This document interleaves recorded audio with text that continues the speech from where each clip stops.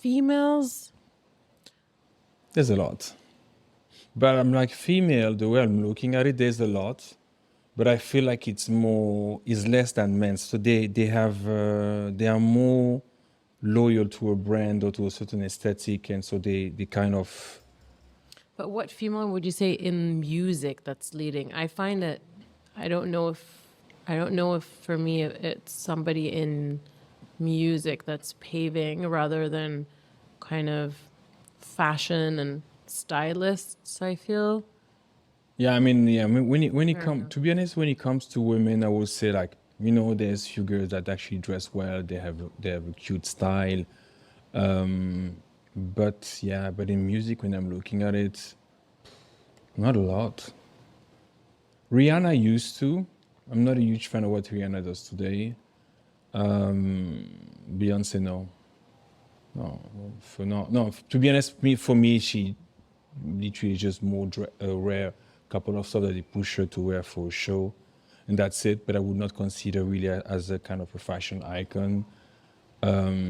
It's really weird.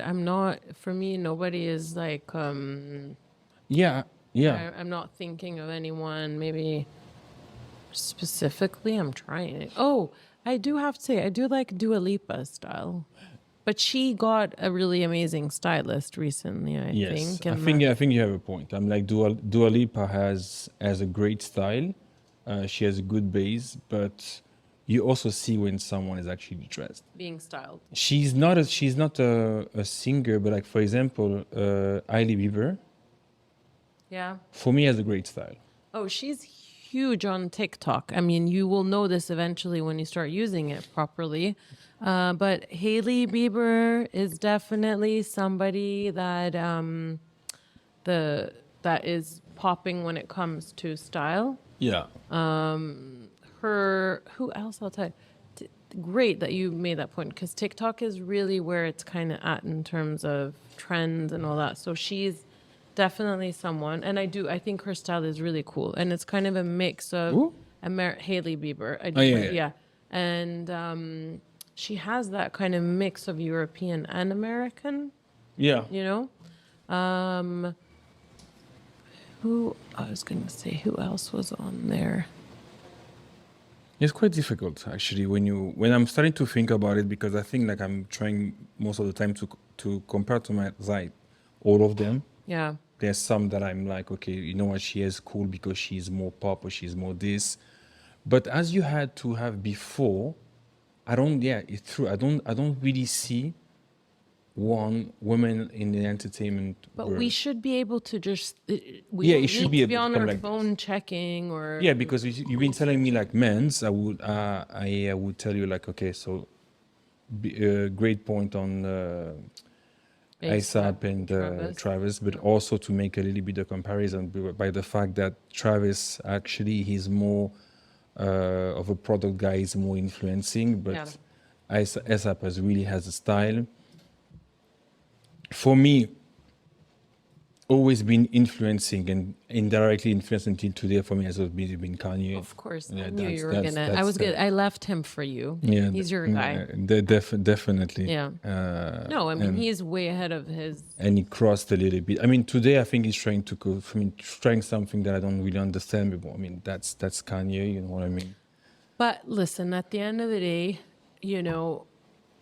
when it comes to fashion, I do believe that all roads lead to Kanye. Like almost every creative director in the last few years have had some kind of link, whether they're American or not. Even the Europeans, even Kim Jones, even Matthew Williams, even Ambush. Yeah, Ambush. So, it's Skateboard P.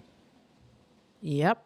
I mean, they collaborate. It was not really like he came throughout the genealogic tree of Kanye, but he has been but he gravitating around him. Yeah, but he really ultimately broke these invisible barriers, but they were barriers in the sense that who is front row, right? Yeah. Who is on the cover of Vogue? You know, ultimately, when they did the cover, him and Kim, you know, the backlash that Vogue got was insane. But what happened after that, right? Yeah. And, Only you God know, knows. who else has been given so many opportunities to be on covers, to be front row, to be celebrated in a world that is not really inclusive? No, it would Fashion has never been an definitely inclusive word. never been. They'll sell to everyone, but who was front row? Who was on the cover of the magazines? Who's the creative director? Right? Yeah. So he challenged the status quo in the sense that it was like, no, I am, I am who I am, and then I am who I am, and he has a very, loud opinion. yeah, and yeah, he just believes that he can do what he wants, and therefore, you have somebody like Kim who, and she says it, they wouldn't even give her clothes to wear, brands wouldn't give her clothes to wear, and then she gets on the cover of Vogue, and they're the first couple to ever be. Yeah, exactly. They never did couples. And not only that, but I'm like the fact that Interracial. yes, interracial, but when actually you think about it, and I think we're gonna have an entire episode talking a little bit about it, about that influence, because you think that we go from gangster rap to what they call after rap caviar, where rappers are drinking wine and no Hennessy.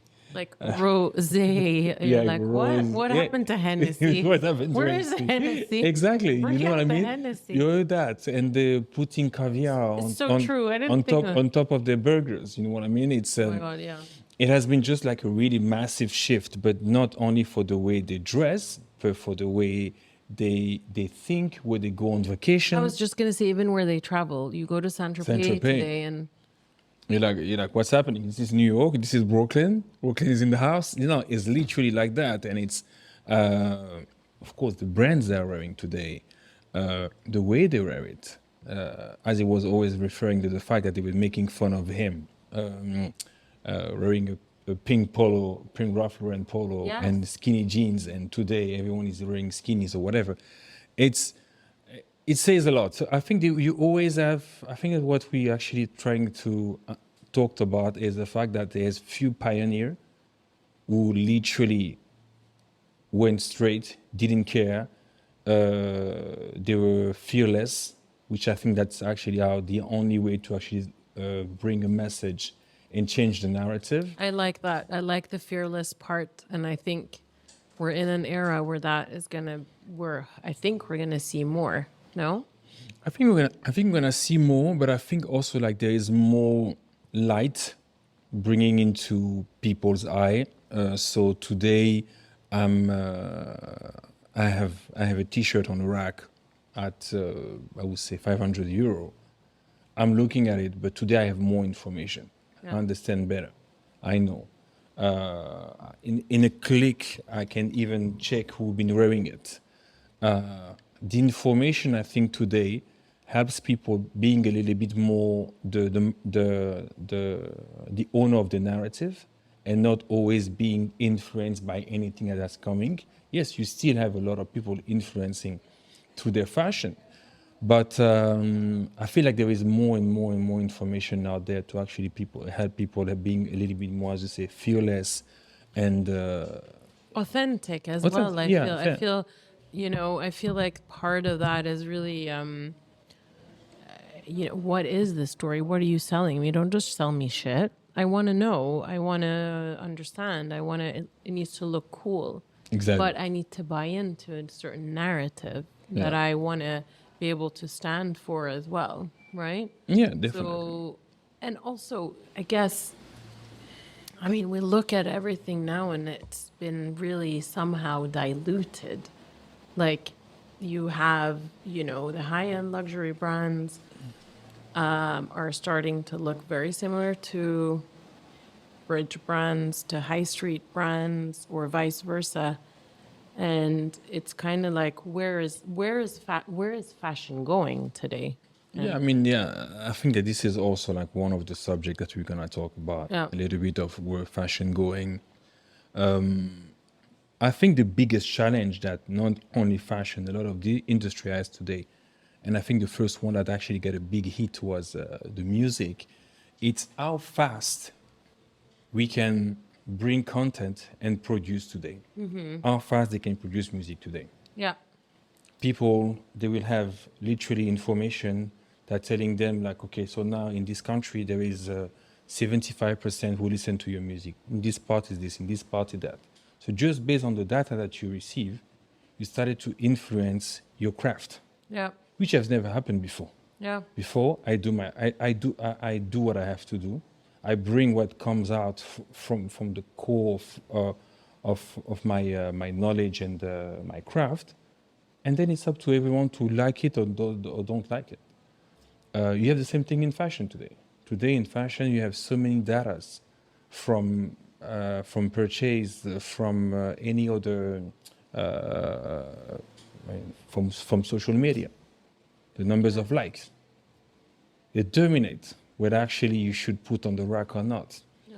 So I think that it's a really interesting subject to look at it, because then you have literally a 360. Yeah. When you think about it, you have a product, you don't know how to push it, you use the guy that everyone is looking at it today, and through that guy we might push a product that no one wanted to touch maybe at the beginning. True, but what comes first? The Benjamins. All At the right. end, we go back to that. When we thought about talking about the bridge and the relation between those industries, at the end is, how do I scratch your back? How do you scratch mine? Yeah. How do you make me money, and how do I make yours? How do I help you reach your goal? Because today, for an athlete, it's good for him to actually be a little bit more than an athlete. Because of what? Because they're all thinking about life after sports. Isn't that Mav Carter's him and Him and Braun. isn't it called More Than an Athlete? I don't know. Well, yeah, so But it's true. yeah, Braun has I think it's a company or something like that, but it is more than an athlete. Yeah. Yeah. Well, it's building your they spend a lot, They spend a lot. right? And so they need, and then they don't know when it's gonna Yeah. end, right? But I think a lot of them are also very ambitious, in what they want to accomplish, and They want to do a little bit more. And, they're way beyond just being, and you see it, and yeah. And I think also like it's how do the industry got a little bit more smarter on how to communicate. Because I think like the communicate, as I was saying before, was quite straightforward. Fashion, you have a fashion show, you have a campaign, and we only use models. Today it's it's a huge 360 plan of communication between talent, influencers, ambassadors, press, media, whatever. I mean, it goes all over the place, and you actually be able today on a click to reach so many people. Yeah. Yeah, I think to be honest, when we started to talk about it, I was like, oh my God, it's actually not gonna be so easy to come out here and being also interesting and relevant by talking about subject like this. But when you think about it, all of that is actually also economical